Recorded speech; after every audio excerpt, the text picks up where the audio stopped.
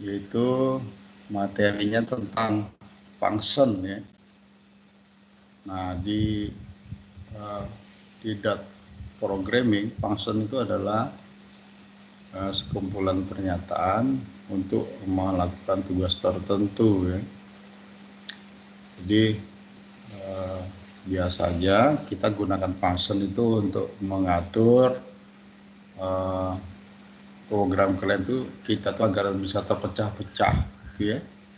Dan nanti dengan memecah-mecah program itu dia itu bisa melakukan fungsi-fungsi tertentu yang kita definisikan di dalam subunit. Jadi sebenarnya fungsi itu bisa juga dikatakan sebagai subunit ya. Jadi program itu adalah satu unit yang lengkap. Di dalam program itu terdiri dari subunit. Nah, subunit itu adalah melakukan tugas-tugas tertentu gitu ya. Nah, mengapa kok kita perlu menggunakan function?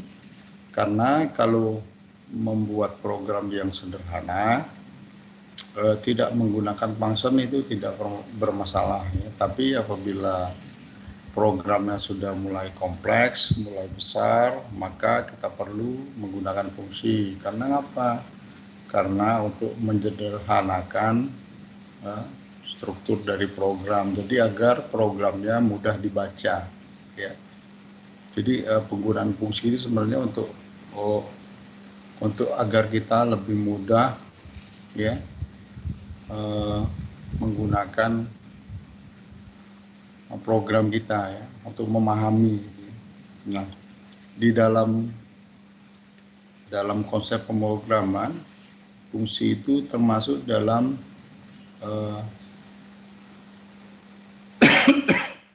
dalam namanya konsep modular gitu ya. Jadi modular itu adalah program itu dipecah-pecah dalam bentuk modul-modul gitu ya. Jadi kalau misalnya dia ngerjain database, kita buat modulnya khusus untuk database, modulnya khusus untuk menampilkan data, khusus untuk menampilkan data gitu ya. Jadi gunanya fungsi itu adalah untuk menyederhanakan program kita yang rumit gitu ya. Nah, sintak untuk mendefinisikan fungsi itu adalah ya. Jadi ini bentuk umumnya. Bentuk umumnya ini kita menggunakan standar dalam membuat fungsi menggunakan bahasa C gitu ya. Karena Dart ini predesesornya itu adalah JavaScript. JavaScript itu predesesornya adalah C ya. Jadi dia bentuknya sama gitu. Jadi yang return type ini itu adalah nilai kembalian dari fungsi ini ya, nilai kembalian. Function name itu adalah nama dari fungsinya.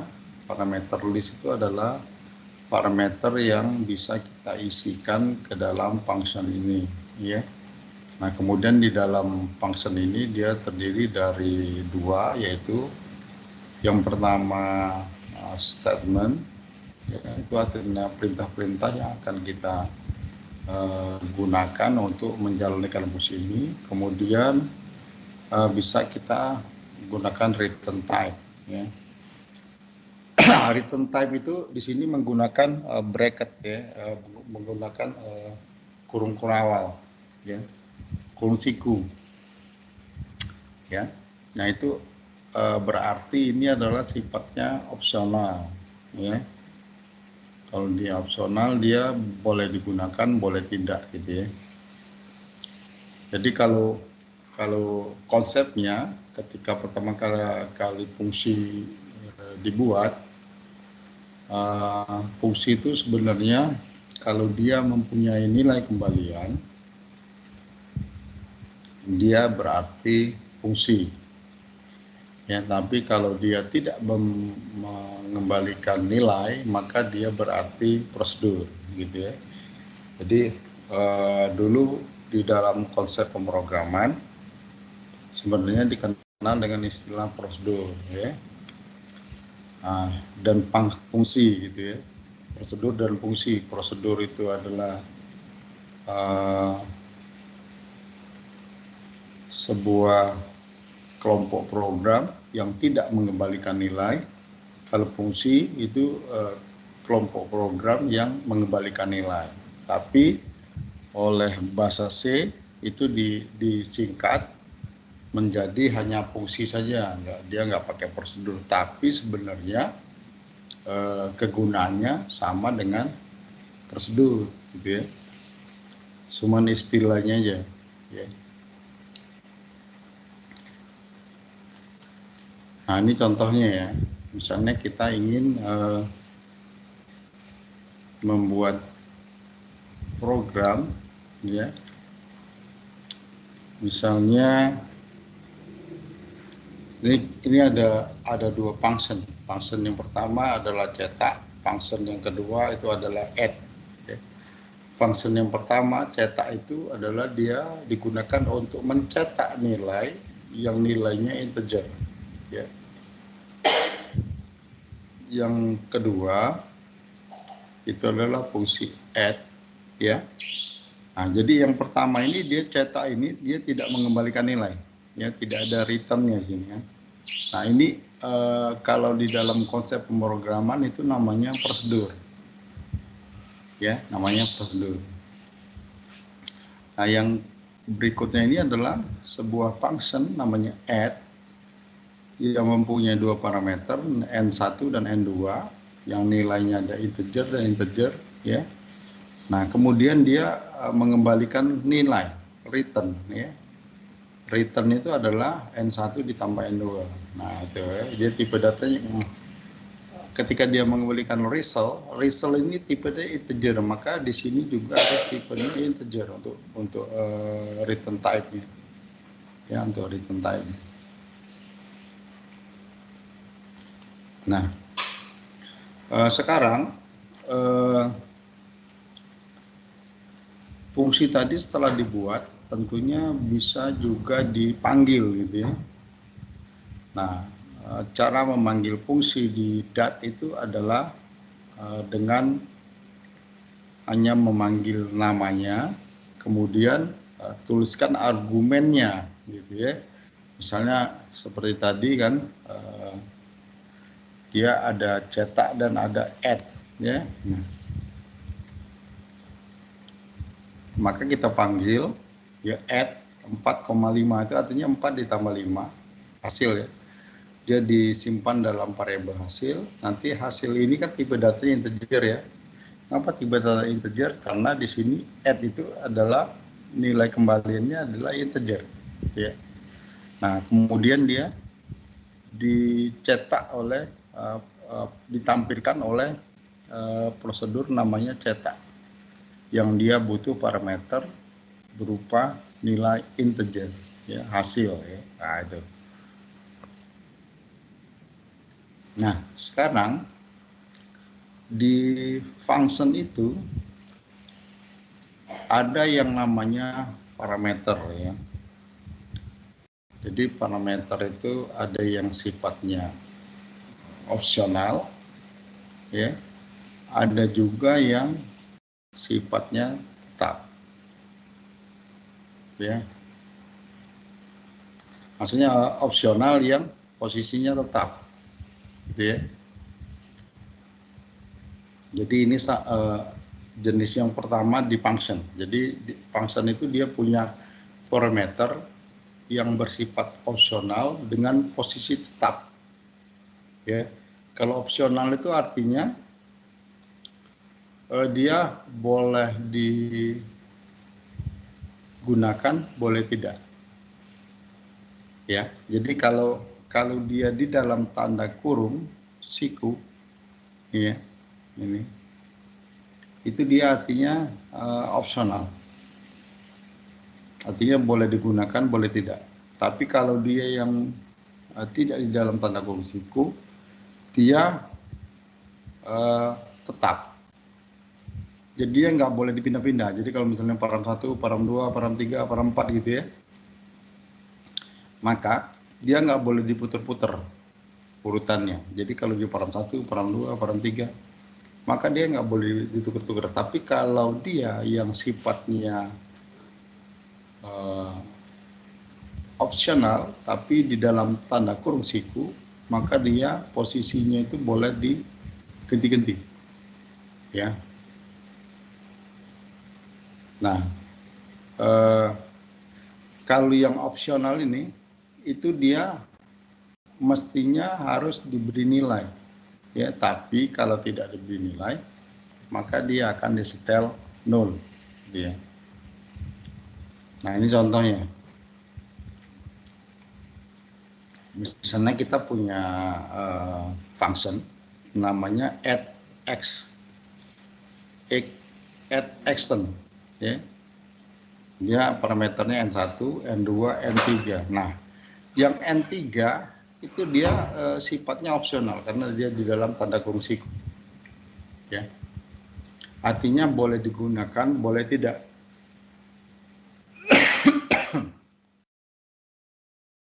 Nah, misalnya contohnya di sini, ya. Jadi kalau kita cuma mengisi N1 dan N2 saja, maka dia hasilnya itu adalah N1 ditambah N2, ya. Tapi kalau misalnya N3 ini tidak kita isi, dia berarti nilainya 0, kan? Ya, nilainya 0. Kalau dia tidak nilai 0, ya, kalau dia nilainya 0, maka dia hanya akan mencetak nilai 1 ditambah nilai 2 aja. Tapi kalau nilainya tidak 0, maka dia akan dihitung nilai 1 tambah nilai 2 dan tambah nilai 3, gitu, ya. Nah, sekarang ini kok ditambahi sin, gitu, ya, karena di sini kita tidak definisikan tipe datanya, N3, ya. N3 tidak kita definisikan tipe datanya. Mengapa kok N3 itu tidak kita tulis saja misalnya in N3 gitu. Nah, karena kalau dia in N3, maka dia harus dikasih nilai. Tapi kalau kita hanya nulis N3 saja, dia tidak perlu dikasih nilai default. Nah, itu ya. Tapi kalau kalian mau ngasih nilai default, nggak ada masalah, bisa ditulisnya di situ in N3 sama dengan 0 gitu. Oke. Nah, ini untuk menjalankannya itu, misalnya kita cuma ngisi 4 sama 5, artinya yang diisi adalah N1 dan N2, maka dia hasilnya 9. Tapi kalau kita isi 4, 5, 7, itu 9 ditambah 7, 16. Nah, itulah kegunaan dari parameter opsional itu, ya. Nah, kemudian yang berikutnya, ya, kalau misalnya kita tentukan tipe datanya, gitu ya, kalau kita tentukan tipe datanya seperti saya bilang tadi, maka dia harus diisi nilai defaultnya. Jadi kalau tidak ditentukan tidak ditentukan tipe datanya seperti ini, kan, N3, gitu ya, ini kan tidak kita tentukan tipe datanya, maka kita tidak perlu tentukan nilai defaultnya, ya. Tapi kalau dia didefinisikan tipe datanya, maka dia harus diberi nilai. Kalau nggak itu error, ya. Ya, harus didefinisikan nilainya, ya. Seperti ini, kan, definisinya seperti itu. Nah, jadi kalau misalnya kita cetak hasil, gitu ya, maka dia add ini dia hanya menghasilkan 11. Kenapa kok bisa ada 11? Karena 5 tambah 6, ya. Kalau misalnya ada add 4, gitu ya, nah maka add 4 itu, ya, kok dia hasilnya 10, gitu. Kenapa? Karena 4 itu adalah di situ, 4,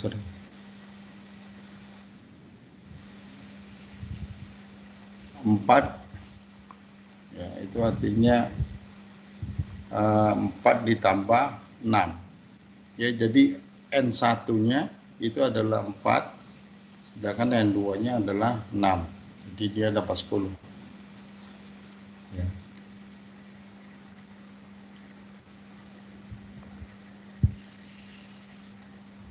Nah, itu 4 tambah 5, 9.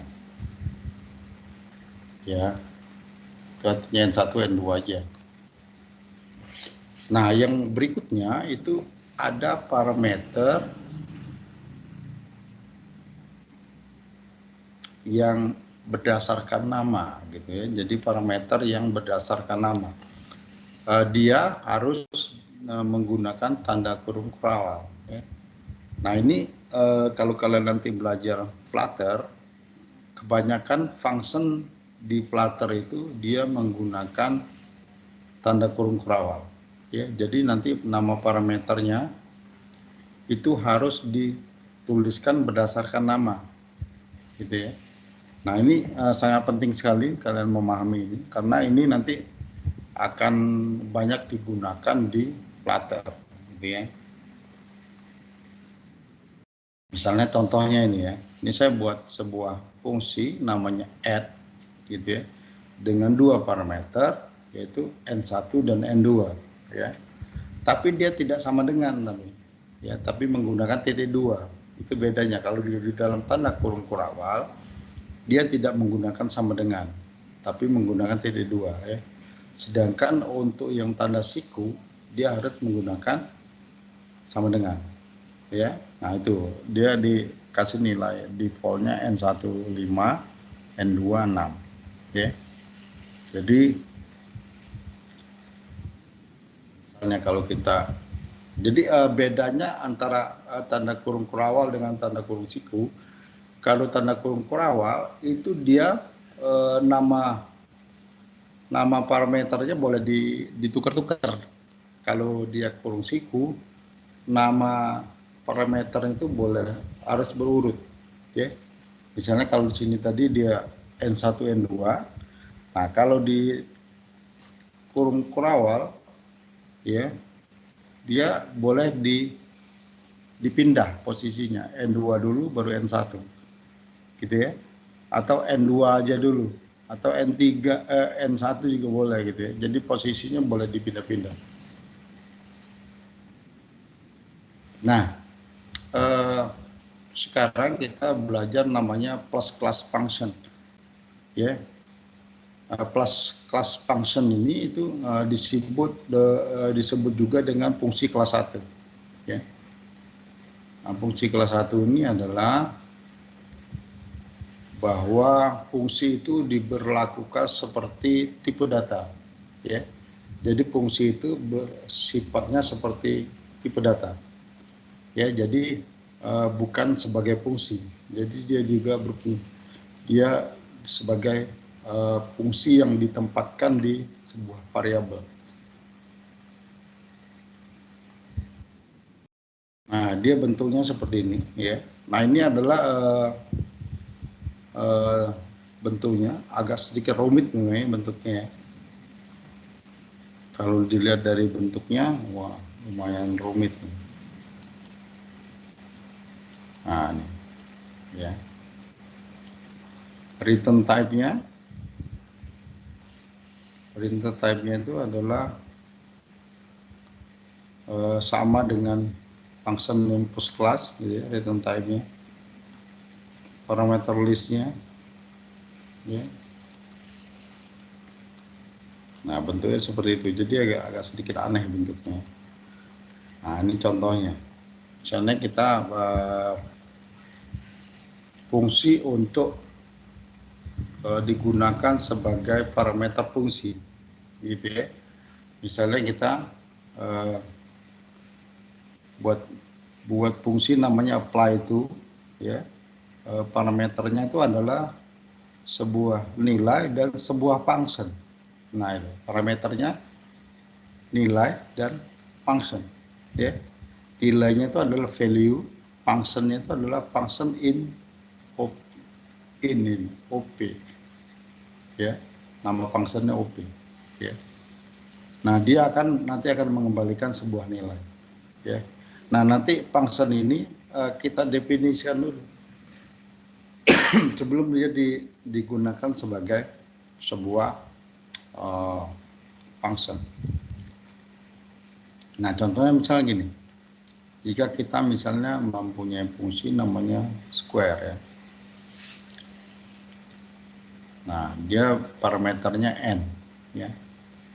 Jadi square ini ya, pangkat n atau square itu ya, n dikali n dikali n.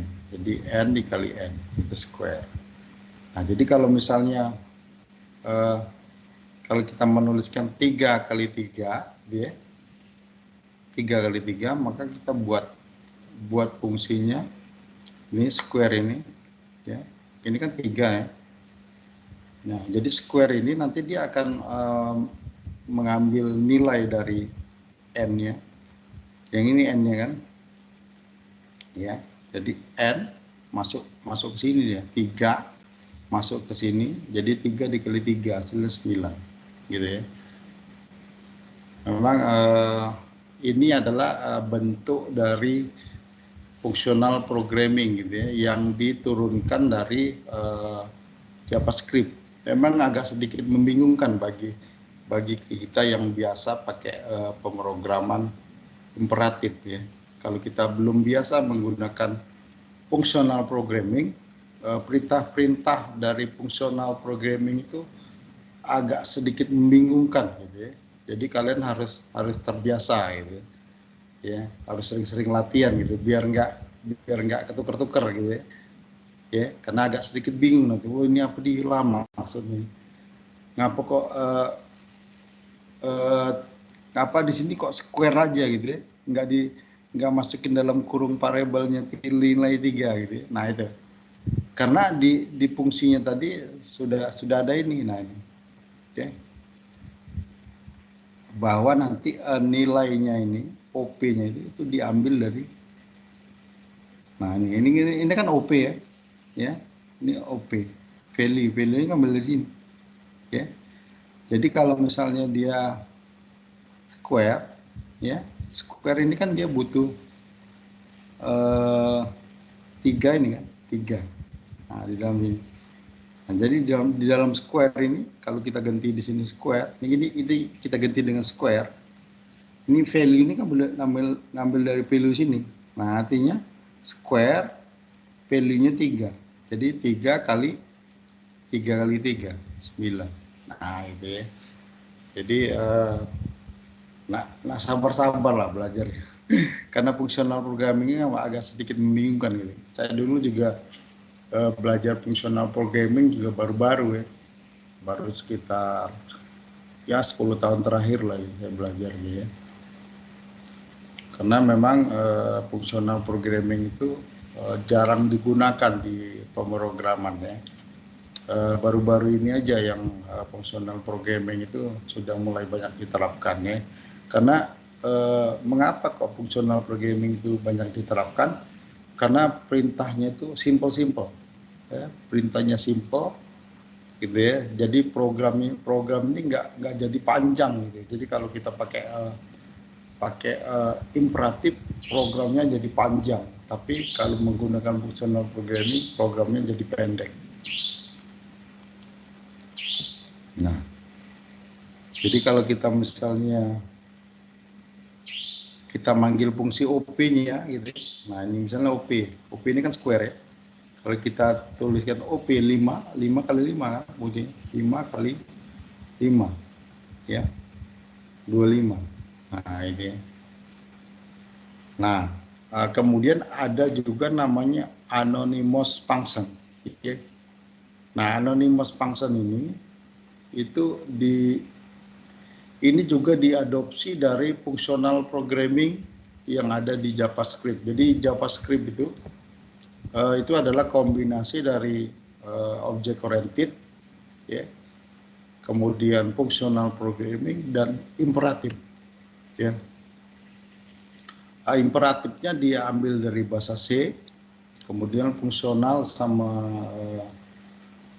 objek orientednya itu diambil objek orientednya diambil dari bahasa C, dari C++, kemudian fungsional programmingnya itu diambil dari bahasa pemrograman, konsep bahasa pemrograman yang lain ya. Yang intinya kalau mau pelajari functional programming, kalian bisa pelajari misalnya Clojure, dia itu bahasa pemrograman fungsional ya. Clojure contohnya, Scala gitu ya, itu adalah salah satu bahasa pemrograman fungsional ya. Nah, ini adalah anonymous function. Anonymous function itu adalah sebuah fungsi, tapi fungsi itu bernama, tapi tidak memiliki nama yang terkait dengannya. Nah, agak sedikit membingungkan kalimatnya. Fungsi bernama, tetapi tidak memiliki nama yang terkait dengannya. Jadi namanya itu tidak mencerminkan artinya, gitu maksudnya. Kalau yang lain kan misalnya cetak. Nah, itu namo itu artinya cetak, untuk mencetak. Nah, kalau di sini namanya itu tidak ada hubungannya dengan fungsinya itu apa, ya. Nah, biasanya fungsi anonymous ini dapat memiliki 0 atau lebih dari 0 atau lebih parameter, ya. Dengan tipe parameter itu sifatnya opsional, ya. Nah, fungsi anonymous biasanya terdiri dari blok code yang berdiri sendiri, ya, yang dapat digunakan sebagai kode program sebagai parameter fungsi. Nah, ngapa kok kita belajar anonymous function? Karena anonymous function ini itu banyak sekali dipakai di dalam pemrograman Flutter gitu ya.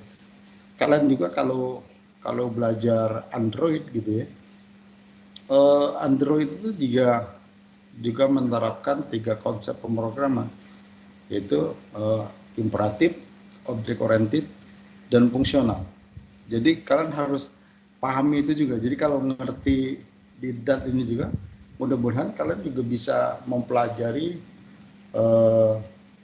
Android dengan mudah gitu, karena konsepnya sudah ngerti gitu ya. Misalnya ini contohnya ya. Jadi hanya perlu daftar parameter dan badan fungsi untuk anonim.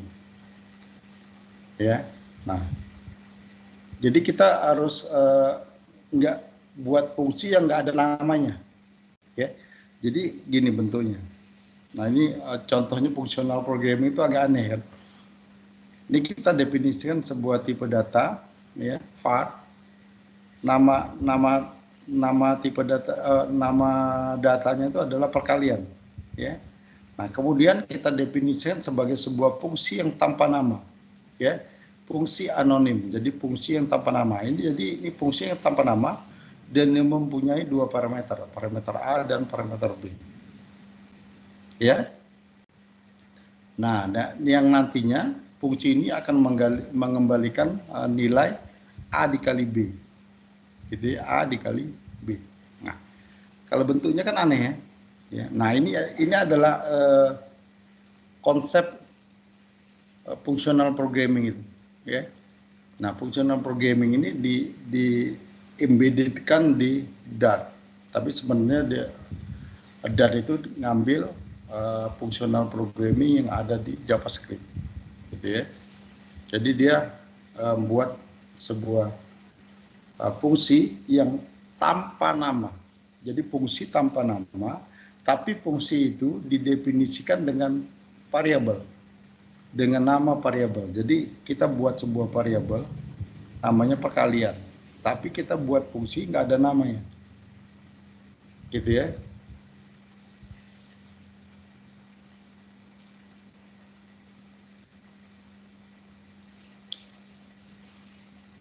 Nah, ini perkalian ini adalah nama variabel, ya, nama fungsinya nggak ada, gitu ya. Nah, jadi kalau kita mau makainya, ya, kita hanya tulis gini aja, perkalian dalam kurung 14,3 gitu, ya, perkalian 14,3. Jadi mirip dengan function, tapi anonymous, nggak ada nama. Pada saat mendefinisikannya nggak ada nama, tapi pada saat dipanggilnya ada nama, karena dia mewakili sebuah variabel. Ya, variabel itu namanya perkalian. Ya. Nah, jadi cara manggilnya seperti ini. Perkalian 14,3. Nah, ini.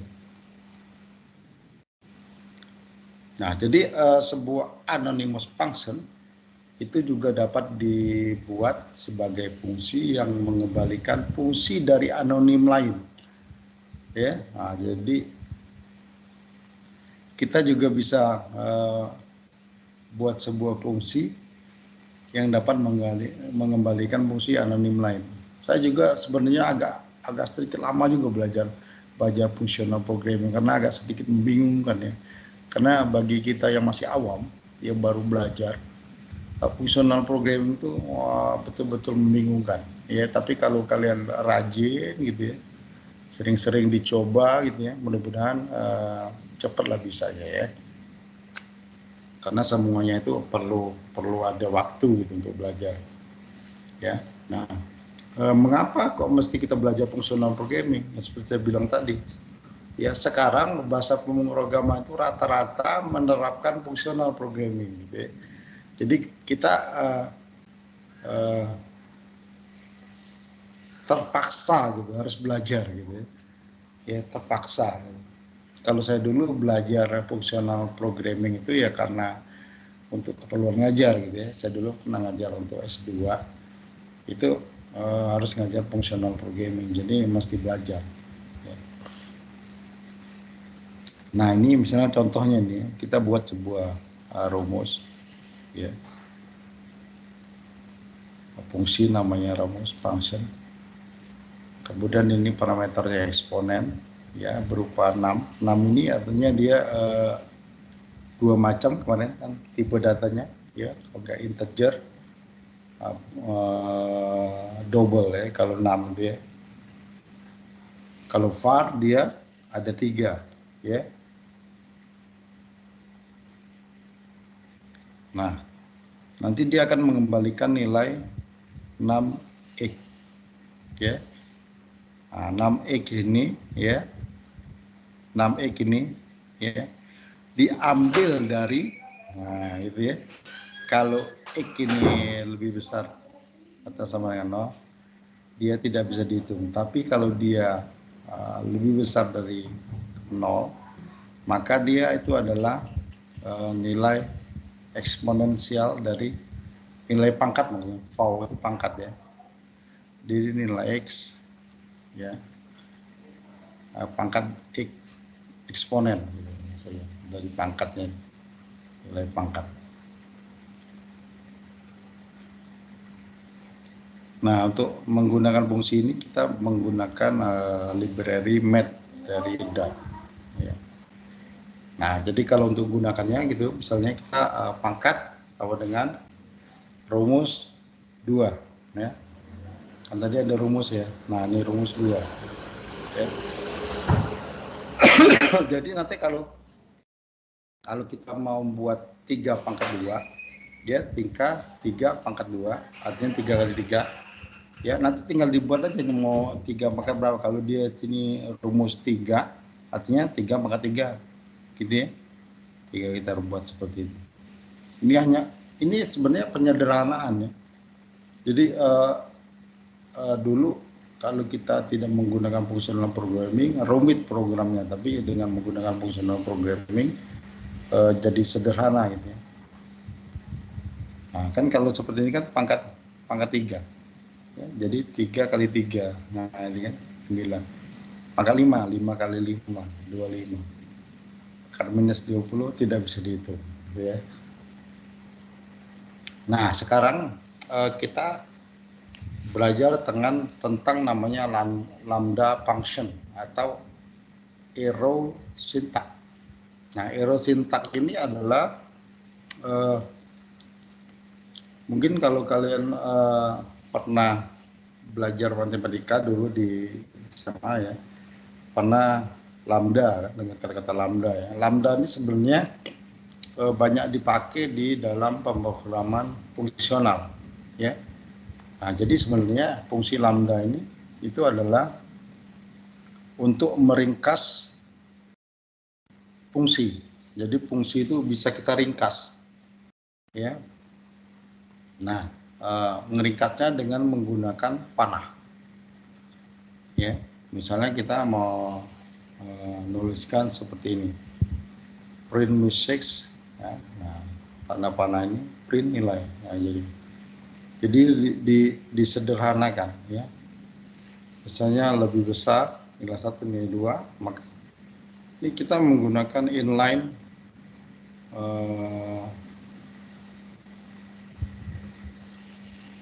inline apa namanya, inline if, ya, inline if, ya. Jadi kalau nilai 1 lebih besar dari nilai 2, maka yang besar adalah nilai 1. Jika tidak, adalah nilai 2 yang besar, gitu ya. Seperti itu. Jadi ini sebenarnya penyederhanaan fungsi, ya. Nah, fungsi lambda ini banyak digunakan di fungsional programming, tapi sekarang sudah diterapkan di DAL, ya. Nah, ini contohnya. 6,9 yang lebih besar 9. 6,9 yang lebih kecil adalah 6, ya. Nah, ini yang terakhir, yaitu adalah type def. Nah, type def ini adalah untuk mendefinisikan pointer kode yang perlu dieksekusi di dalam memori. Ini bawaan aslinya dari C, ya. Jadi kalau kalian belum pernah belajar bahasa C, ya agak sedikit bingung-bingung gitu. Nah, itulah makanya perlu sekali kita nih harusnya dasar pemrograman itu adalah bahasa C. Oke. Baru nanti bisa bahasa pemrograman yang lain. Karena yang paling banyak digunakan di dalam pemrograman itu adalah bahasa C. Paling banyak, ya. Windows yang kita pakai sekarang pun dibuat pakai bahasa C, gitu. Windows, gitu ya, Linux, ya, kemudian Mac, gitu ya. Sistem operasi itu dibuat pakai bahasa C. Jadi bahasa C itu paling banyak digunakan di seluruh dunia, bahasa pemrograman, ya, paling banyak. Nah, jadi type def, ya, itu digunakan untuk membuat sebuah alias dari sebuah fungsi, ya. Type def itu digunakan untuk membuat alias. Nah, jadi langkah-langkahnya, cara kita membuat type def dalam program DAT itu, yang pertama kita mendefinisikan dulu type def. Yang kedua, menetapkan fungsi ke variabel type def. Yang ketiga, kita manggil fungsinya. Nah, ini contohnya. Misalnya kita mendefinisikan type def, ya, kita kasih nama menghitung, ya. Jadi definisinya seperti definisi function, ya, mirip dengan definisi function, tapi dia hanya mendefinisikan saja, ya. Nah, ini konsep ini kalau kalian dulu pernah belajar Pascal, itu mirip pada saat kita mendefinisikan sebuah function atau prosedur, ya. Nah, sayangnya kalian tuh pertama kali belajar hanya belajar Python ini, sedangkan Python itu tidak dipakai di konsep-konsep ini, ya. Dia tidak diturunkan Python itu ke bahasa pemrograman lain. Jadi kalau bisa Python, ya sudah, bisa Python aja gitu. Untuk bahasa pemrograman lain kalian harus belajar dari awal, gitu, ya. Nah, kalau kalian belajar bahasa C, gitu ya, misalnya belajar yang lain, ya, Pascal itu masih ada turunannya lagi, ya. Itu bisa diterapkan di bahasa pemrograman. Jadi maksudnya belajar sekali, tapi untuk berikutnya kita tinggal hanya menyesuaikan aja, ya. Nah, dua itu kita menetapkan fungsi ke variabel type def. Misalnya kita buat sebuah fungsi namanya tambah, kurang, bagi. Nah, itu gunanya type def ini, ya. Jadi kita buat sebuah fungsi umum namanya menghitung, ya. Kemudian kita buat fungsi khusus namanya tambah, kurang, bagi. Karena kan sama itu sebenarnya kan, tapi menghitung itu adalah nambah, kurang, bagi gitu ya. Parameternya sama gitu ya. Tapi dia penggunanya untuk nambah, untuk kurang, untuk bagi. Ya. Nah, terus cara kita manggilnya, ya, kita tinggal buat menghitung operasi hitung, ya, menghitung operasi hitung. Nah, menghitung, gitu ya, itu adalah nama tab di F-nya, ya. Operasi hitung itu adalah nama variabel yang akan kita buat tambah, kurang, bagi. Nah, jadi kita tinggal kita definisikan aja operasi hitung sama dengan tambah. Jadi operasi hitung yang di atas ya itu sama dengan tambah ya. Nah seperti itu. Jadi kalau kita menuliskan operasi hitung itu sama saja dengan nambah. Tapi kalau di operasi hitungnya kita definisikan sebagai kurang, dia sebagai pengurang. Kalau kita definisikan sebagai bagi, dia beroperasi sebagai pembagian. Nah, selain daripada itu, type df juga dapat bertindak sebagai parameter sebuah fungsi. Ya, misalnya kita tambahkan sebuah metode lagi ke program kita yaitu kalkulator gitu. Ya, in nilai 1 nilai 2 ya. Nah, kemudian yang definisi tadi, yang menghitung operasi hitung tadi, kita masukkan sebagai parameter. Ya, nah itu. Kita buat kalkulator A, B, menghitung operasi hitung. Nah, nanti operasi hitung ini, ya, itu dia bisa berfungsi sebagai definisi yang kita tentukan, mau kali, bagi, kurang gitu. Nah ini contohnya. Misalnya kalkulator 15,5 tambah. Jadi dia sebagai fungsi tambah. Jadi kita tidak buat seperti ini. Kalau ini kan agak sedikit itu ya, agak sedikit aneh gitu ya. Kalau bagi kita tuh agak sedikit membingungkan. Tapi kalau ini lebih sederhana gitu ya. Jadi 15,5 itu digunakan sebagai tambah, 15,5 sebagai kurang, 15,5 sebagai bagi. Nah seperti itu. Oke, sekarang kita tes programnya. Ya, kita tes dari awal.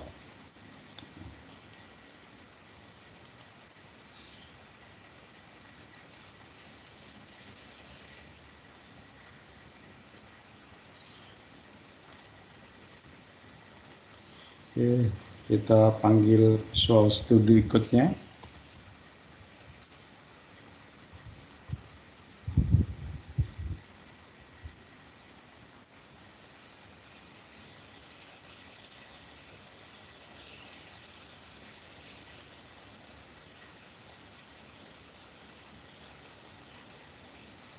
Ini saya close dulu, close folder ini.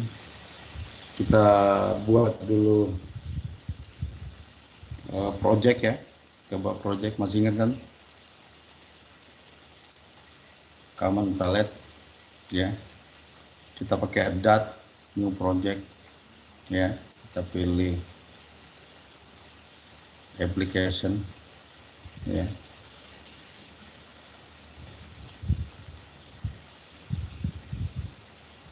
Nah, ini kita sekarang minggu ke-6 ya. Jadi kita bikin folder di sini ya. Kita pilih dulu foldernya gitu ya. Select folder dulu ya. Nah, kemudian nih baru kita buat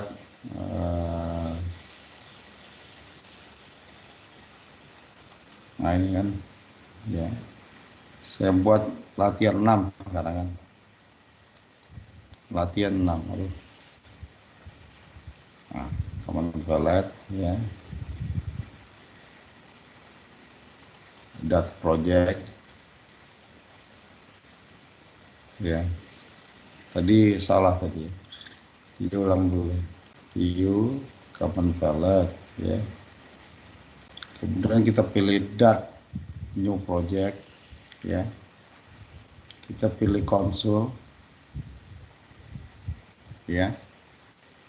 Kemudian kita select foldernya. Nah, sekarang kita buat, ya, latihan 6, ya. Oke.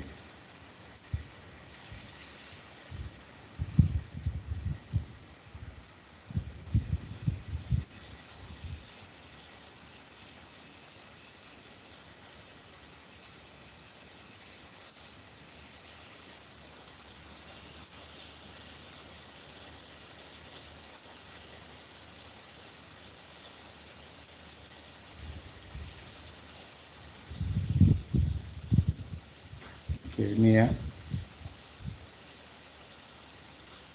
Ya, yang mana? Yang pertama, kalau kita mau menyelesaikan program ini, kita buat fungsinya di atas main ini. Sorry.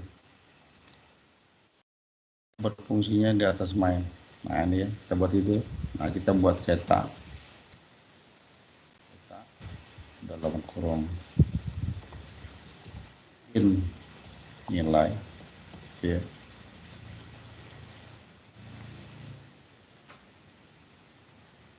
Sekarang kita cetak print nilai.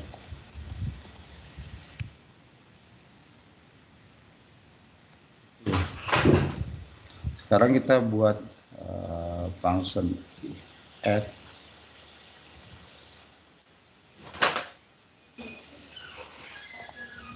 in n1, in n2 dalam kurung. Nah, yang perlu kalian ingat ya, untuk nama function itu sesuai dengan convention, ya, sebagai kesepakatan bersama gitu. Jadi sebenarnya itu kalian pelajari di konsep pemrograman ya. Nah, di konsep pemrograman itu nama function itu ya selalu diawali dengan huruf kecil, ya. Ya. Selalu diawali dengan huruf kecil, itu makanya dia cetak itu C-nya kecil. Print kecil hurufnya. Main kecil awalnya. Print P-nya kecil. Ini adalah namanya convention. Convention itu adalah sebuah aturan yang disepakati bersama, ya,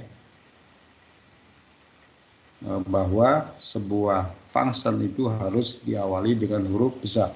Tapi apabila function itu terdiri dari dua kata, maka kata yang kedua itu harus diawali dengan huruf besar. Misalnya kalau di sini add, misalnya ya, add nilai gitu ya. Nah, maka dia n-nya huruf besar. Add nilai. Misalnya, ini saya kasih contoh aja, add nilai. Ya, maka n-nya itu hurufnya besar. Itu adalah convention. Ya. Nah, ini contohnya in result. Nah, yang perlu kalian ingat, untuk nama variabel itu juga penamaannya sama dengan penamaan nama function. Ya. Cuman bedanya kalau variabel itu adalah sifatnya konstanta, ya, di dalam konsep pemrograman, maka nama sebuah variabel itu harus huruf besar semua kalau dia konstanta. Ya. Nah, kita belum ketemu, nanti sekali jalan lah saya sebutin juga ya. Jadi kalau mau belajar bahasa pemrograman itu juga harus ikuti aturan ya, jangan sekendak jidat kita ya. Kita nggak bisa bikin program itu sekendak hati kita. Jadi kita harus ikuti aturan. Sama seperti kita di Indonesia, ya, itu juga ikut aturan ya. Kalau misalnya mau pakai kendaraan bermotor itu pakai SIM, ya harus buat SIM. ya, jangan tidak buat SIM. Tidak buat SIM bisa nggak? Ya bisa, sama seperti programnya. Kalau misalnya add nilai itu hurufnya besar awalnya, boleh nggak? Ya boleh, nggak ada masalah. Ya, tapi Anda tidak mengikuti aturan. Itu aja bedanya. Ya, sama seperti bilang, pakai motor boleh nggak pakai SIM? Boleh.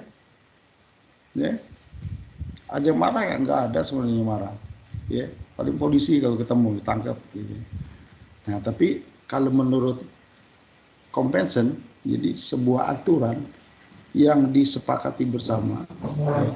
Kalau di kita ini kesepakatan itu biasanya berupa undang-undang, ya. Nah, tapi kalau di dalam bahasa pemrograman, kesepakatan itu tidak berupa undang-undang, ya, hanya disepakati bersama aja. Jadi kan nanti kalau kalian masuk komunitas, kalau kalian tidak mengikuti aturan, kalian itu tidak akan diterima, gitu. Itu aja bedanya, ya. Misalnya kalian sharing program gitu ya, tapi program kalian itu tidak mengikuti aturan, maka program kalian itu nggak akan bisa nggak akan ditoleh orang, ya, mungkin tidak akan dikomentari gitu. Tapi kalau kalian mengikuti aturan, kalian akan dihargai gitu. Kalian itu tahu aturan, ya, sama seperti dengan kita di kehidupan sehari-hari gitu ya. Kalau kita nggak pakai helm, nggak ada masalah kita nggak pakai helm, gitu kan. Tapi kalau kita pakai helm itu bagus, ya, karena kita mengikuti aturan, gitu. Naik mobil nggak pakai sabuk pengaman, nggak ada masalah, ya. Tapi kalau kita pakai sabuk pengaman itu bagus, karena itu adalah sesuai dengan aturan, itu aja. Nah ini, nah kemudian kita lanjut hasil. Nah ini kita cetak hasilnya.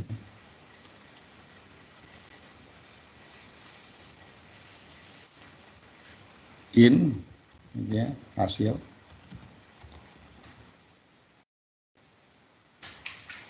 Jadi hasil sama dengan, nah ini karena kita sudah buat gitu ya, langsung aja nilai. Nah gitu ya, 4, 5, tinggal cetak. Nah, cetak hasil. Oke.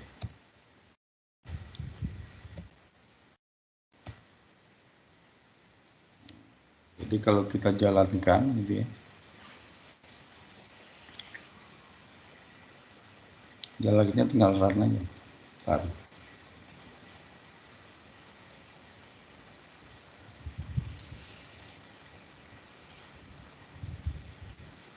Oh, iya. Kehapus ini jadi. Oh, oke.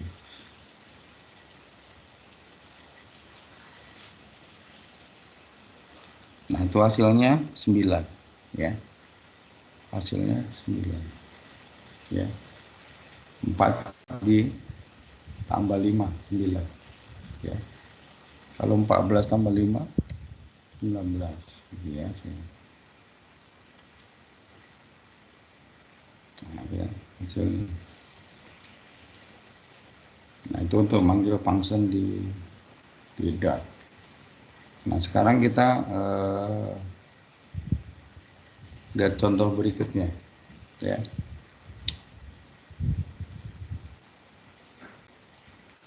Kita buat latihan 6, ini 6 ya, latihan 61 kita bikin.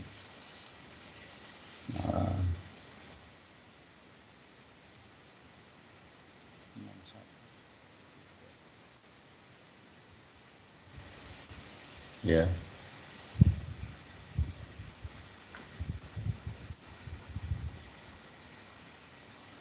Kita buat function itu, ya.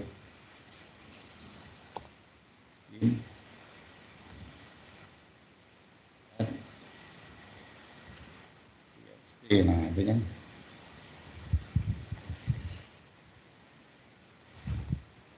In N1, koma, in N2,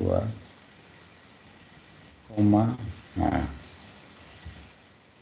N3.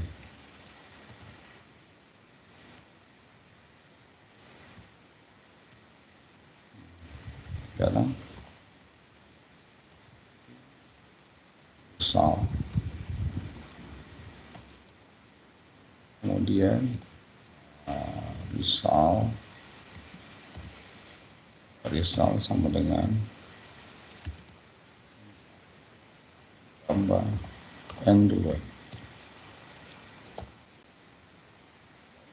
If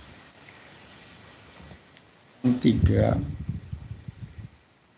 lambangannya tidak sama dengan ya, tidak sama dengan 0, maka result dengan N1 ditambah N2 ditambah dalam kurung N3 S. Nah, baru return result. Kita bikin main.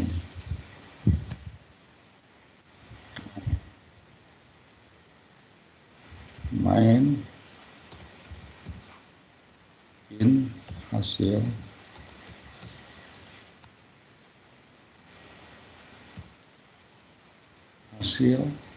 sama dengan,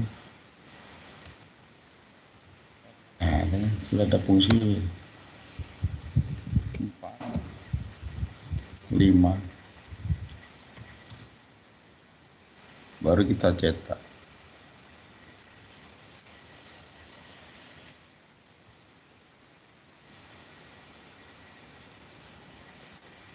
Oh, cetak ini kita tulis ini. Oh iya, kita pakai ini import apa tuh, latihan 6 tadi ya.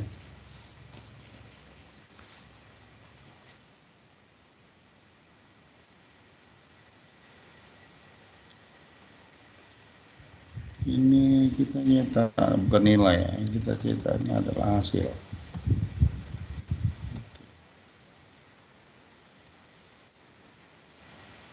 Jadi kalau misalnya hasil sama dengan add 4, 5, 7, maka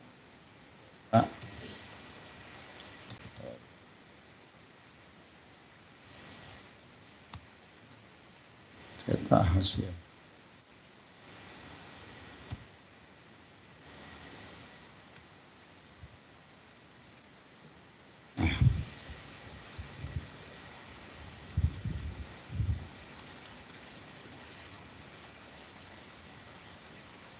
Hasilnya 916.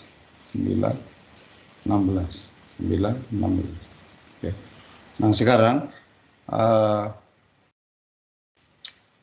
kalau kita misalnya ingin, kan tadi kan kita buat sebuah fungsi cetak di sini.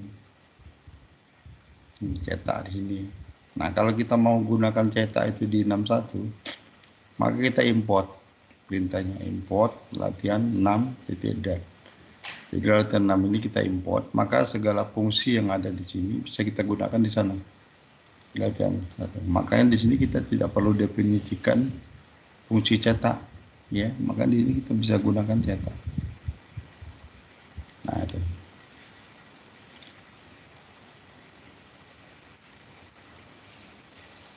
Oke, sekarang kita belajar tentang opsional parameter ya.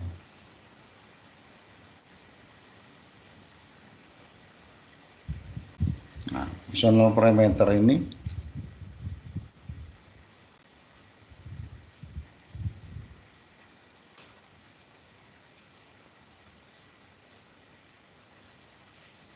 itu kita bisa perbaiki dari latihan namanya tadi.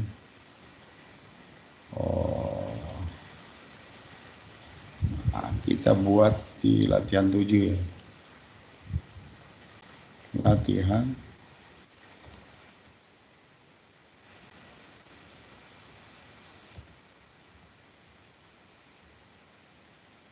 latihan 62, sorry, latihan 62 titik dan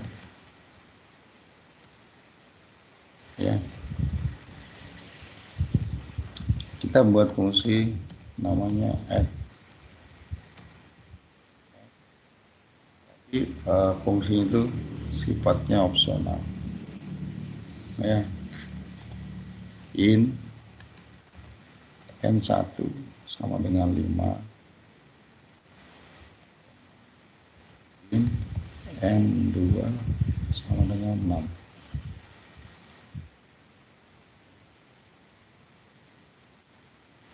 Oke, ini tadi kurang I.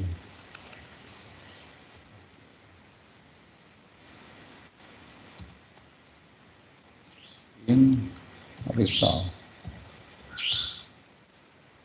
Nah, kemudian result ditambah N2. Tadi perlu diingat, kalau sebuah parameter di parameter yang sifatnya opsional tidak kita kasih nilai gitu ya, maka secara eksplisit dia akan diberi nilai 0 gitu ya. Sekarang return result.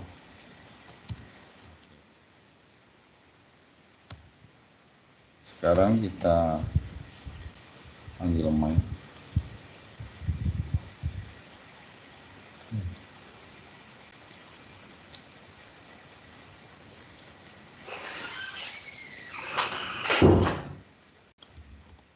Tulis in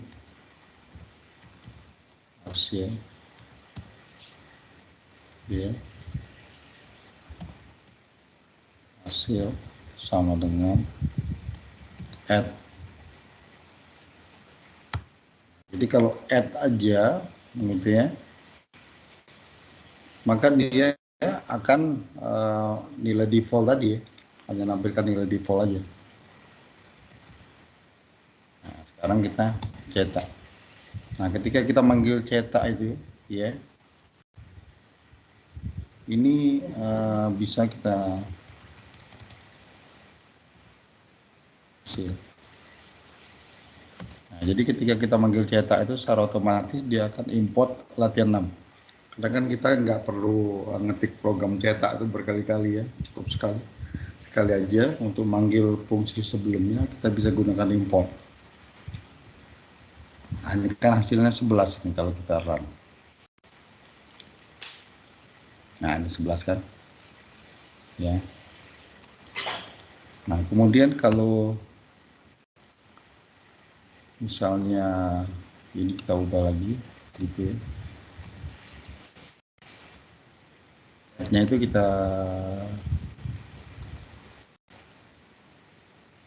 add nilainya ya. Maka dia akan menghasilkan nilai 10 ya. Kemudian kalau kita menjadi 4,5, maka dia hasilnya 9. 4,5 9. Oke, skip. Nah, ini kita coba yang untuk yang berikutnya ya. Nah, untuk function yang menggunakan tanda kurung ya, yang sifatnya opsional tapi dia pakai parameter ya. Kita buat file baru namanya latihan 63 63.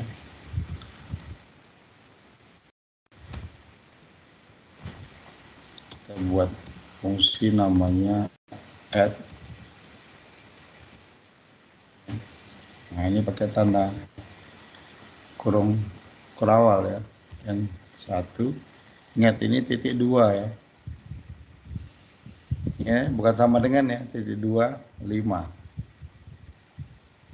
koma N2 titik 2 6.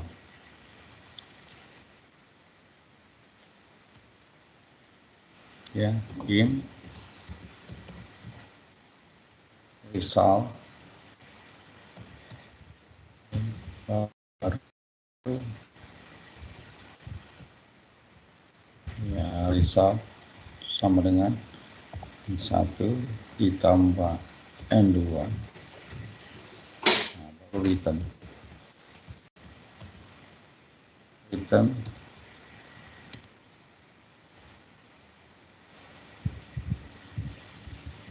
result.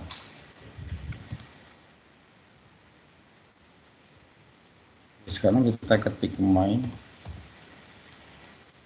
yang ada tanda kotak ini. Nah, sekarang kita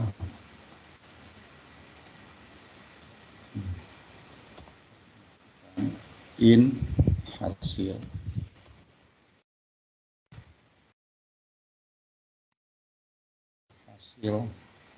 sama dengan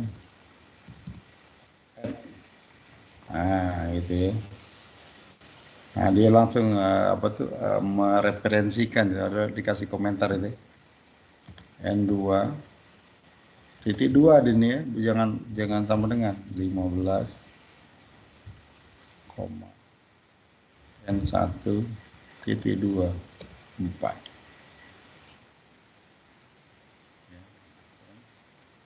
Cetak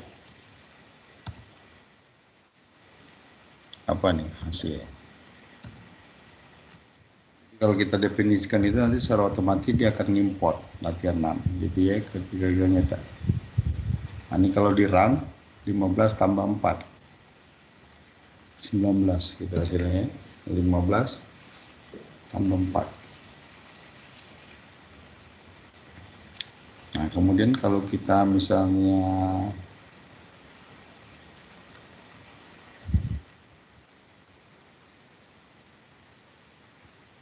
buat hasil sama dengan add dalam kurung ya. Nah, ini kita bisa milih. Nah, dia bisa milih. Nah, itu enaknya kalau kita pakai optional parameter ini. Nah, itu kan N2 kan 15 ya. Jadi N2 ya. 15 ya. Nah, maka kita tinggal hasil. Oke. Jadi dia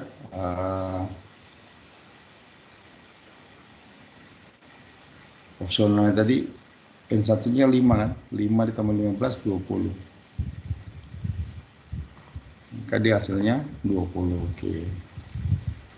Nah, tapi kalau kita misalnya nggak kasih nilai ya gitu add aja ya tanpa kita kasih parameter gitu ya, maka dia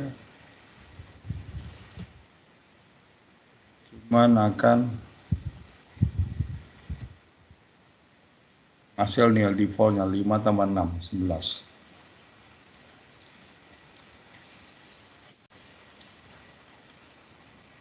Nah, itu 5 tambah 6 11 ya, 19 20 11. Oke. Nah, ini sekarang kita contoh dari first class function.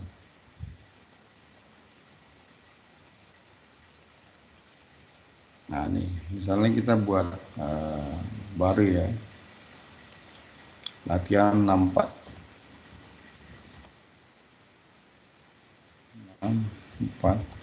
dan oke, kita buat function namanya apply tuh ya, ingat ya, T-nya hurufnya besar ya. Huruf kecil boleh nggak? Boleh, tapi Anda tidak ikut aturan intinya. Kalau row-nya besar ikuti aturan. In value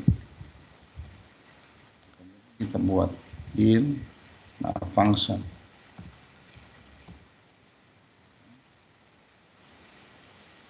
dalam kurung in oke. Nah gitu.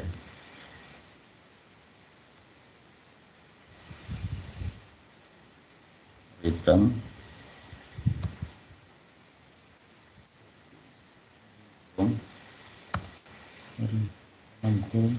value.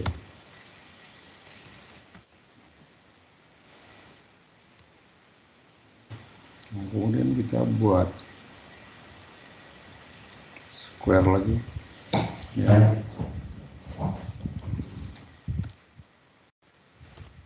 In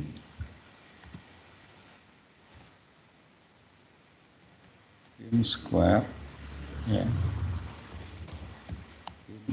N ya.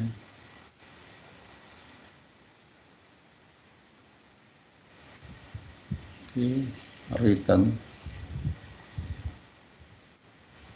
N kali N. Nah itu ya.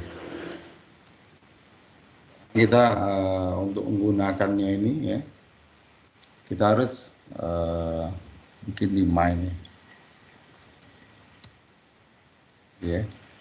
Kita ketik print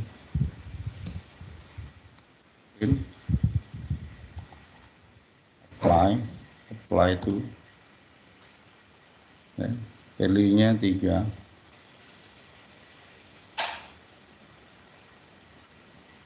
ya. Nah yang ini kita ganti dengan square.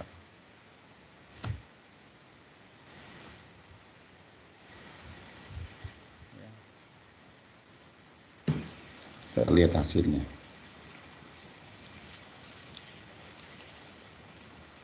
Nah itu hasilnya 9 sesuai dengan itu ya, 9 ya, artinya 3 kali 3 seperti saya jelaskan sebelumnya. Ya, tapi kita juga bisa nyetak square itu tadi, tapi kita pakai definisikan seperti ini, var gitu ya, op sama dengan square ya, op sama dengan square. Nah gitu. Nah kita definisikan seperti ini. Jadi nanti tinggal cetak print ya. Print op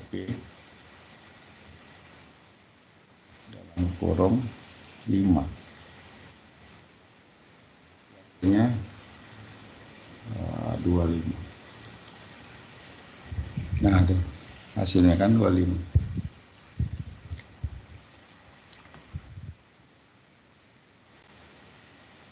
Nah sekarang kita anonymous ya.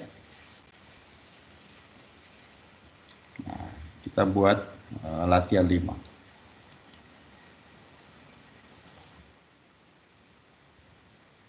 Latihan 5 titik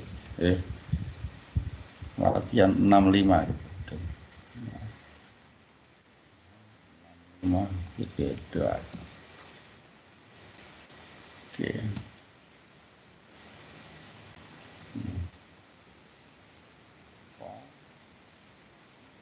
Kalian sama dengan in A, in B. Nah ini ya.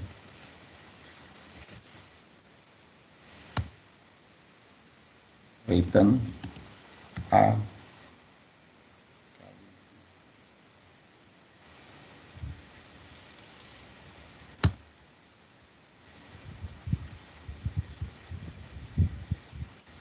Nah, jadi kalau kita mau gunakan langsung gitu ya,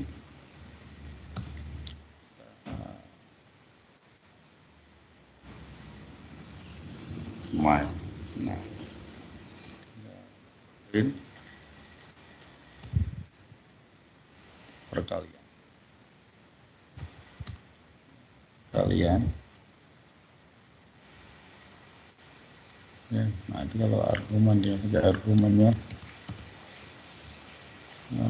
14,3 ya. Nah putaran hasilnya.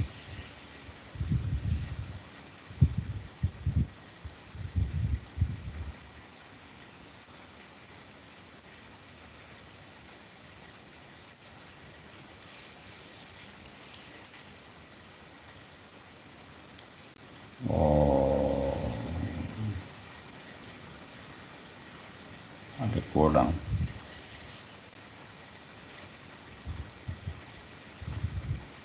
Oh, baris berapa? Baris 3. Oh, oh iya ini kurang titik koma. Nah, itu dia kurang. Oke, hasilnya 42. 42 ya hasilnya. Nah, sekarang kita buat fungsi ini. Ya, buat panggasan.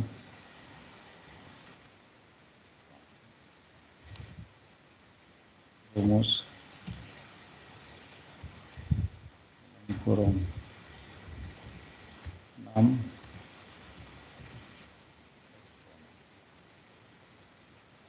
X. Ya.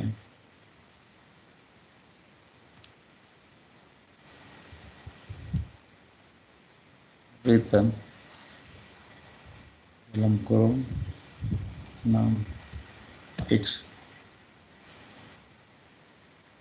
dalam fungsi lagi. Return lagi.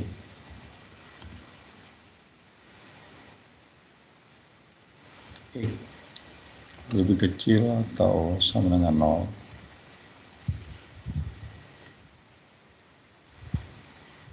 Datanya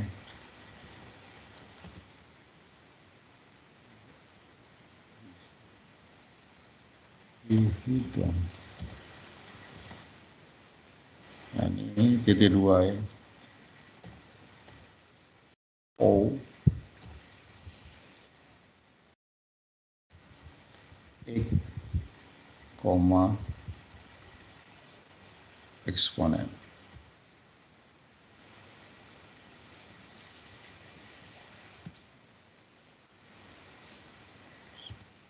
Pojok dia. Oh my God.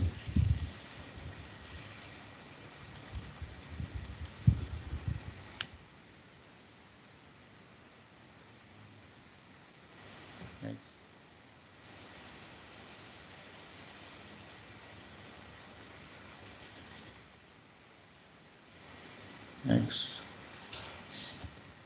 salah X eksponen koma ya. Ini titik koma. Nah, ini.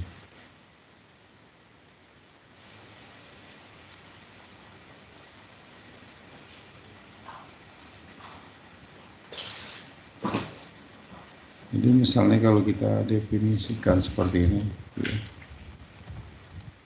A angkat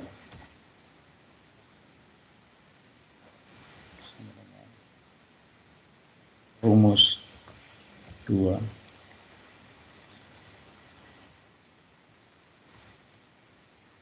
ya. Nah, sekarang kita cetak print pangkat.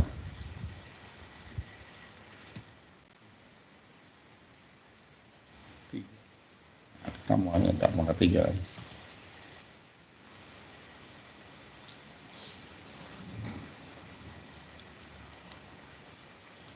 Nah, mengapa dia error?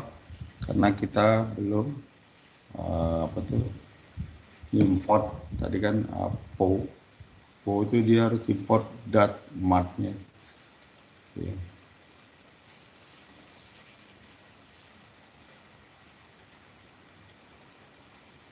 Nah,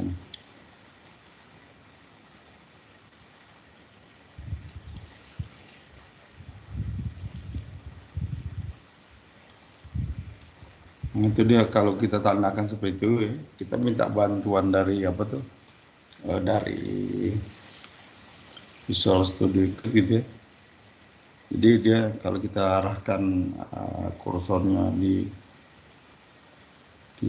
ujung sekali, nah ini pas PO ini tulisan PO, ya arahkan di situ ya.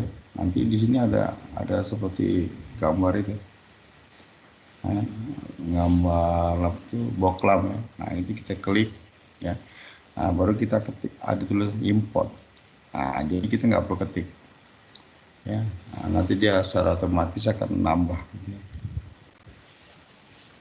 Nah tinggal di run aja. Kalau di run hasilnya dicetak pangkat 39 ya. Sekarang kita mau cetak lagi apa? Pangkat berapa? Pangkat 5.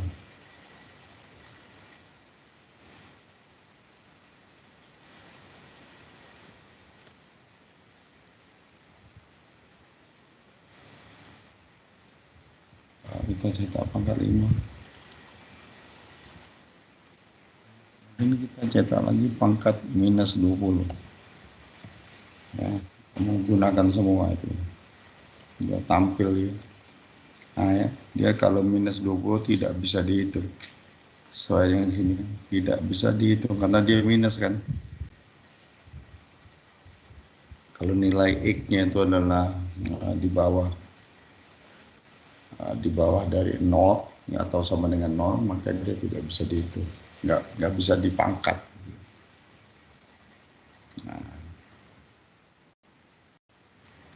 Nah itu contohnya. Kemudian kita sekarang belajar bikin lambda function ya, lambda function ya.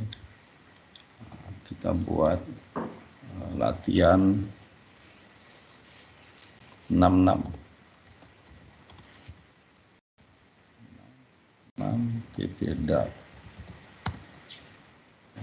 Nah kita bikin function nih, nah, misalnya print sg. Ngapa kok ini besar tuh? Karena kan dia terdiri dari 2 kata. Nah itu yang salah itu lebih besar lebih kecil itu salah itu. Harusnya B-nya besar, nanti kita benerin. Ya, print msg for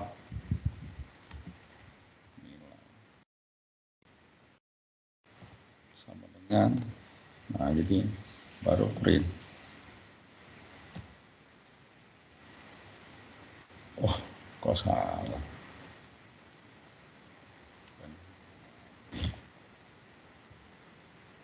Oke, print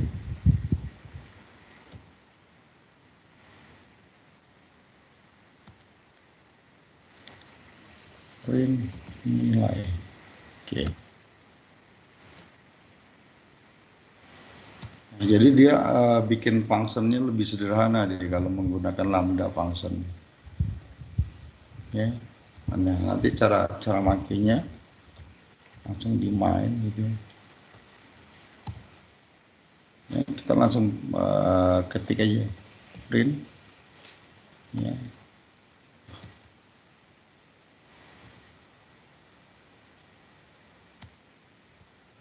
Oke. Cara makainya itu ya.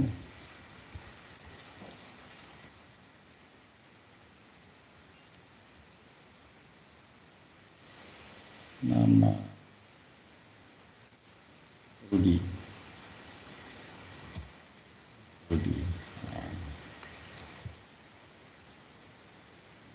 Nah, maka dia akan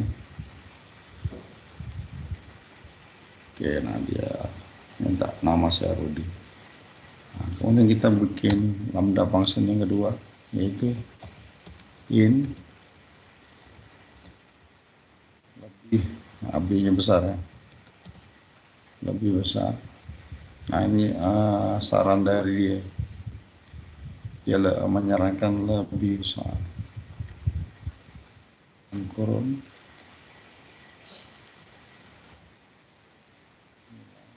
satu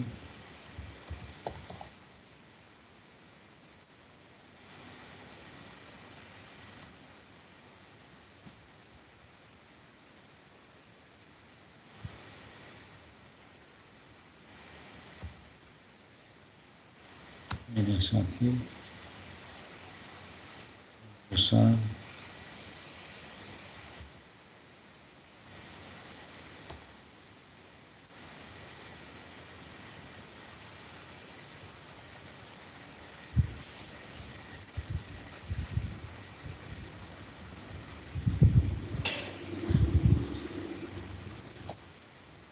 nilai 2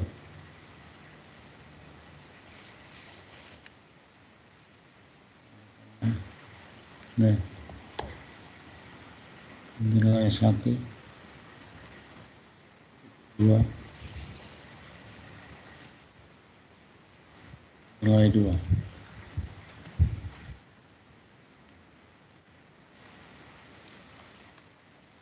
kemudian lebih kecil lebih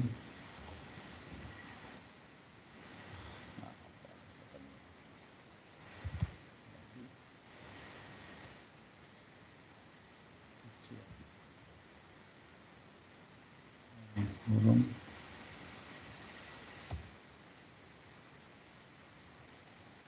nilai 1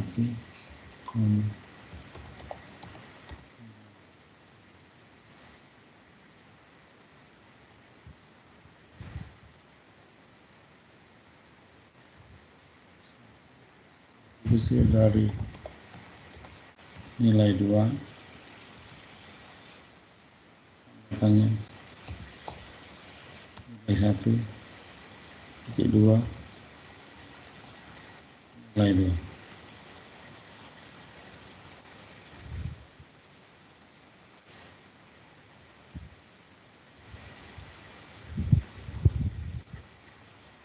Oke, sekarang kita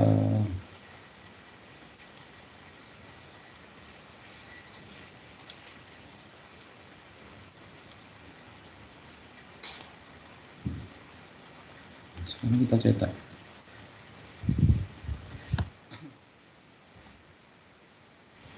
-6 ya lebih besar 6 9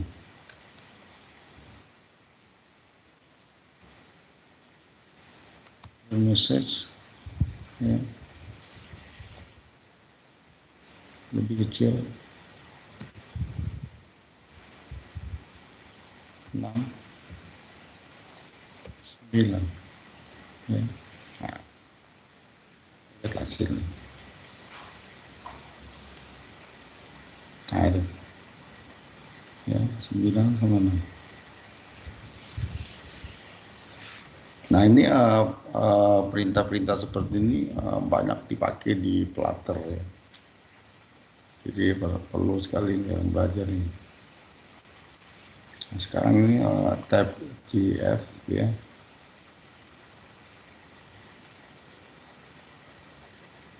Nah, ini kita buat baru latihan 67 ya. Latihan 67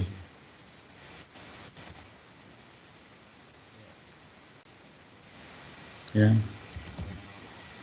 Type DF gitu ya. Namanya menghitung.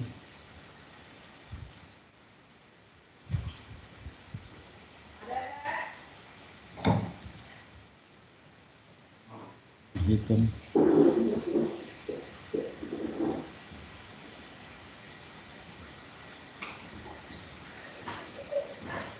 NIM tadi harusnya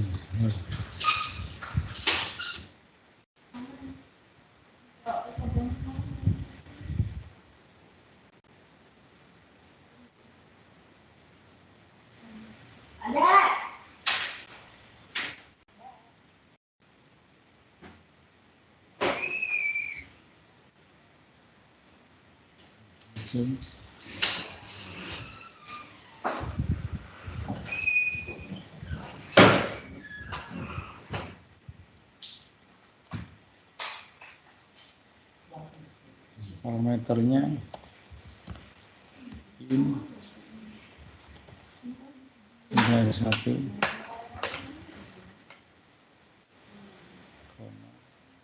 in nilai 2.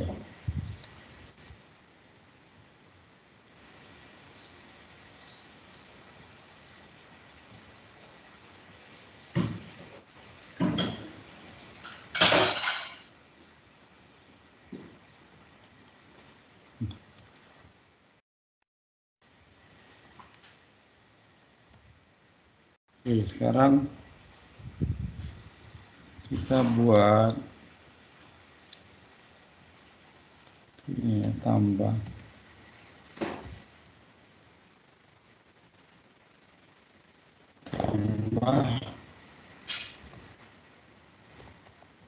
ini nilai 1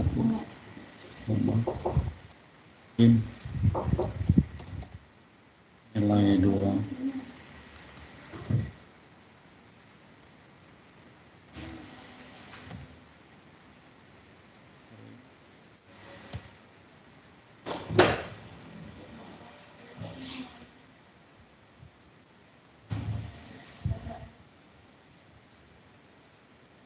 Nilai 1 nilai 1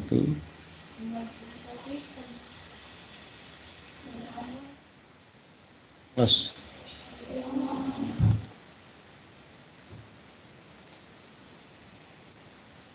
nilai 2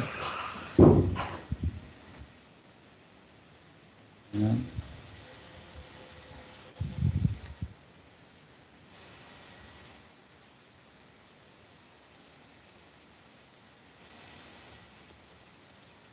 nilai 1 ditambah nilai 2.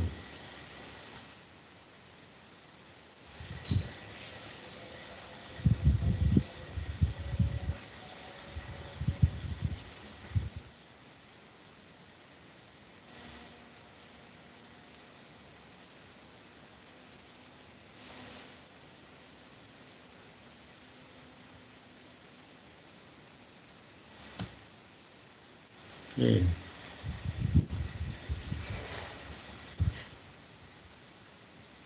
Ditambah ya. Kemudian kurang bagi, tinggal kita copy aja.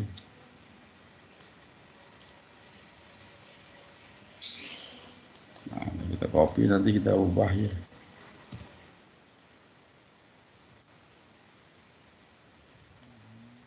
Dengan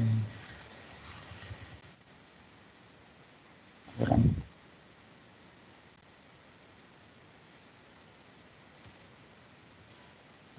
dengan membagi.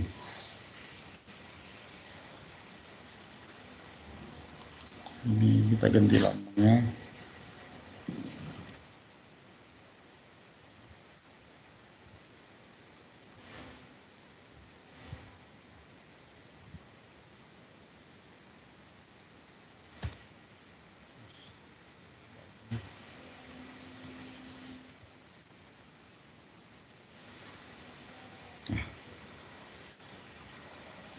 Nah, sekarang kita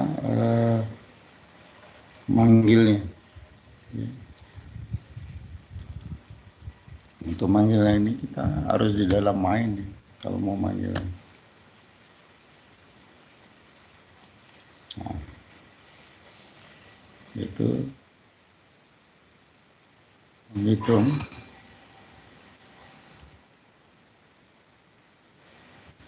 operasi hitung ya. Operasi hitung sama dengan tambah.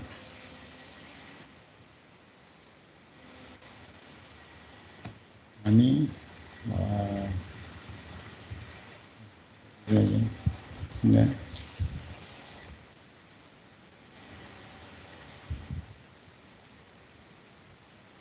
Hitung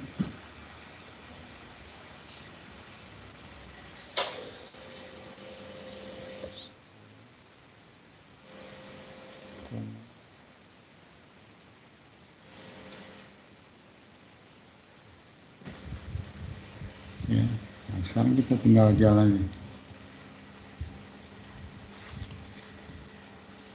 Nah, Nah, ini 10 ditambah 20, 30. Kan?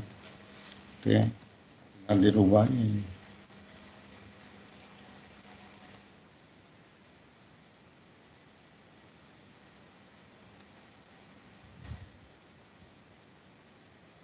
Ini kali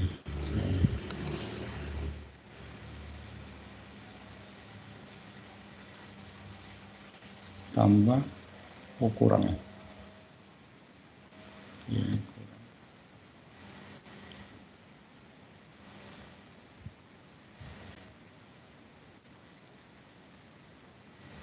kurang yang ini ganti bagi.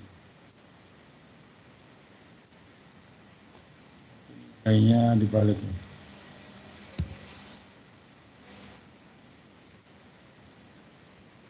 50, ini 5 ya. Dan itu 20, 30, 20.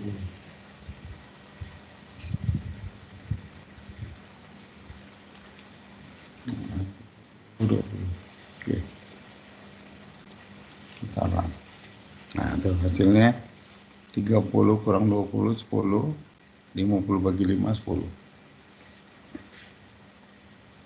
Nah, tapi bagaimana kalau kita buat fungsi lagi namanya kalkulator. Nah, gitu. Misalnya kita buat fungsi di sini. Ya. Kita buat fungsi kalkulator, tapi kita bisa juga kita buat file baru. Bukan 67 ya. Jadi 68. Ya.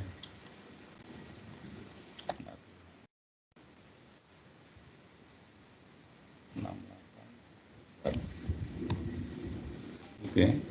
Nah, kita buat kalkulator ya. In A, in B, menghitung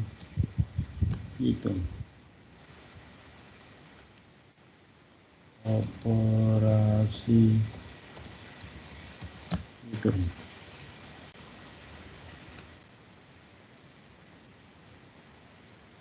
Ya. Hitung A, B.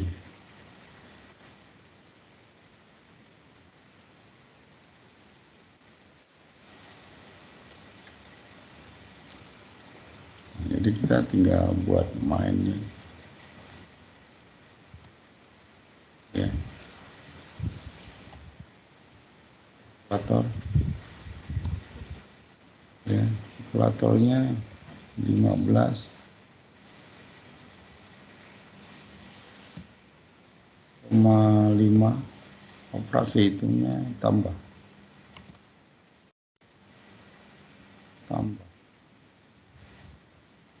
Oke, kena tambah.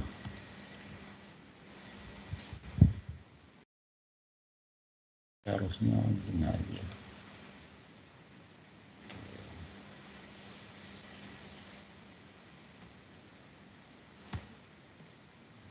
Tinggal di copy aja.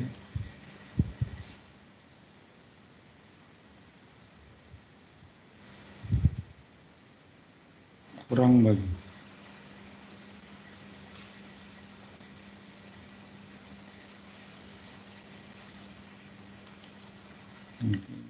Ganti dengan kurang.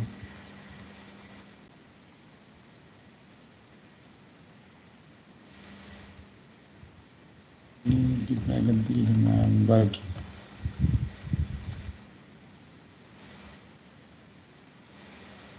Oke.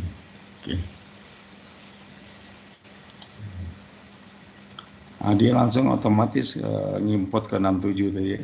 Jadi kita nggak perlu lagi ngetik programnya kan. Sekarang kita run. Nah itu 5 ditambah 5, 20, 5 kurang 5, 10, 5 dibagi 5 sama dengan 3 ya. Nah, jadi dia lebih sederhana seperti itu. Ya. Oke, sampai di sini ada yang mau bertanya?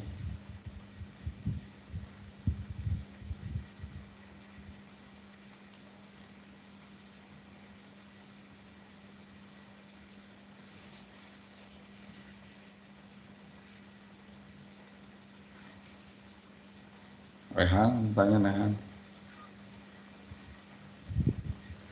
Kamu ngikutin nggak tadi? Iya, Pak.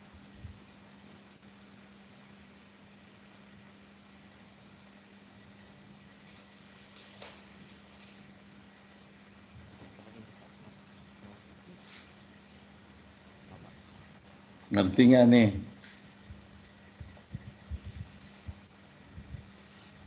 Iya, Pak, mengerti, Pak. Pak, ini mau tanya, Pak. Boleh. Yang untuk latihan 62 itu, Pak, itu kenapa ya, Pak? Kita nggak bisa apa?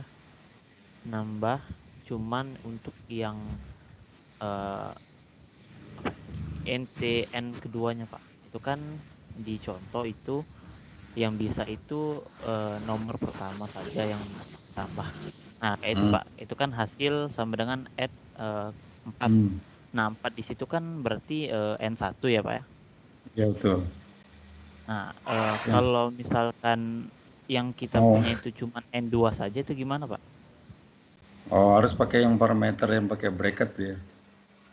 Karena ini kan apa tuh tetap dia kalau pakai tanda kurung siku itu dia posisi dari parameternya tetap, nggak bisa diganti-ganti posisinya. Jadi kalau kita mau ngasih nilai harus berurut. Dia N1 baru N2. Nggak bisa ngambil N2 beda boleh. Nah itulah. Jadi Berarti kalau mau N2 aja otomatis N1 juga harus dituliskan juga. Itu makanya 45 tuh. 45 itu ada N1 N2. Kamu kan maksudnya kan pengen N2 aja gitu kan. iya, Pak. Ya, itu nggak bisa pakai tanda tanda bracket ini. Harus bisa pakai tanda kurung kurawal. Kalau pakai tanda kurung kurawal itu bebas. Itu makanya kalau kita hanya mau bisa mau menggunakan N1 N2 secara bebas, jangan gunakan kurung siku, tapi gunakan kurung kurawal. Nyambung nggak? Iya, Untuk Pak, nyambung, Pak. parameternya. Nyambung, Pak. Ya, jadi jangan gunakan kurung siku, tapi gunakan kurung kurawal. Nah ini, gunakan kurung kurawal ini. Tapi dia tidak pakai sama dengan, tapi pakai TT2. Nah itu kalau di Platel banyak menggunakan yang kurung kurung kurawal ini. Ya, cobalah kalau kamu coba-coba apa tuh searching aja di internet gitu ya. Source code dari Platter. Kamu lihatlah, pasti dia pakai TT2 deh. Nggak pakai sama dengan untuk parameter ini. Ya kan? Misalnya saya kasih contoh lah nih ya. Nah, ini saya misalnya baru bikin program. Nah, ini contohnya.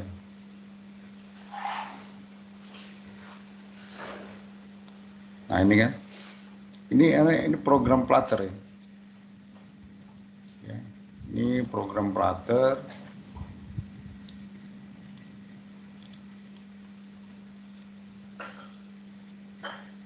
Nah, misalnya ini contoh program Platter ya. Nah, dia kan pakai title titik 2, subtitle titik 2 kan. Dia nggak pakai sama dengan. Yang di atas ini ada sama dengan. Title sama dengan. Subtitle sama dengan. Text color sama dengan.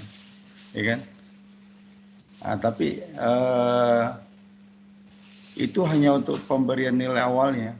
Ya, tapi ketika didefinisikan sebagai sebuah variabel ya di dalam tanda bracket ini, dia harus didefinisikan dengan menggunakan tanda titik dua. Ya. Nah, ini contohnya aja, ya. Nah, ini contoh program Flutter ya. Yang saya contohkan ini. Nah, kalian tuh perlu agak sedikit membosankan tampilannya, belum canggih. Tapi kalau sudah belajar Flutter kayak gini nih contohnya nih. Oh, bikin program kan. Lebih cantik tampilannya. Tapi sabar nanti di semester berikutnya kalian belajarin.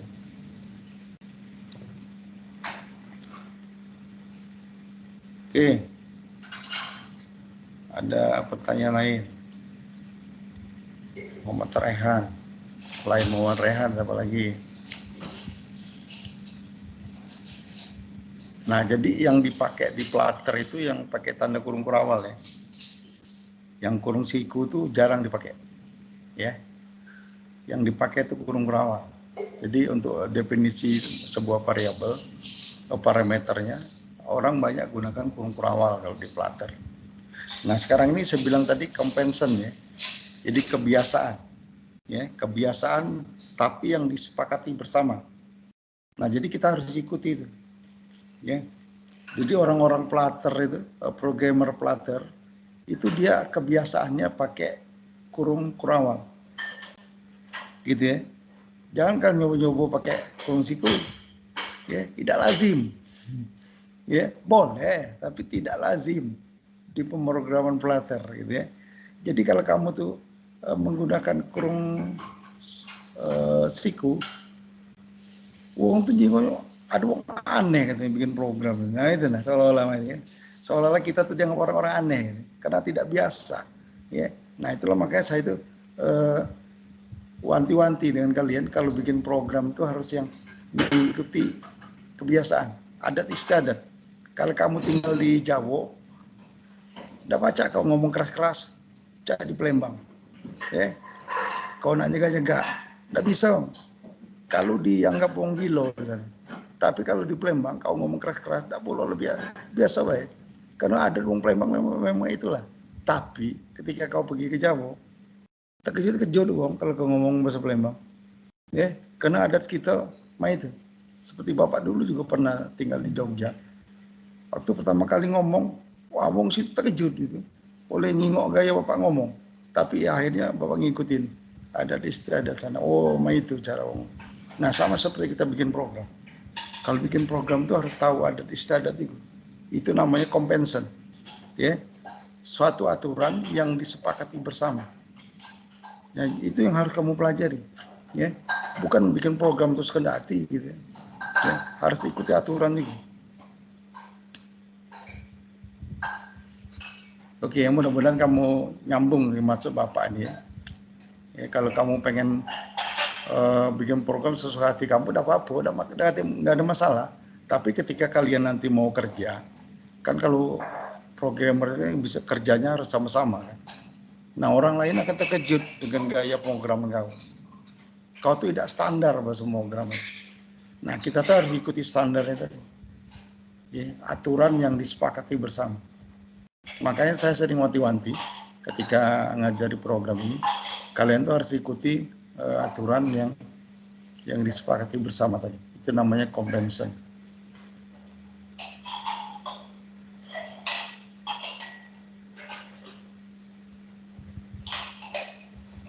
Oke, yang lain silakan kalau dia mau tanya, yang bingung bagaimana gitu.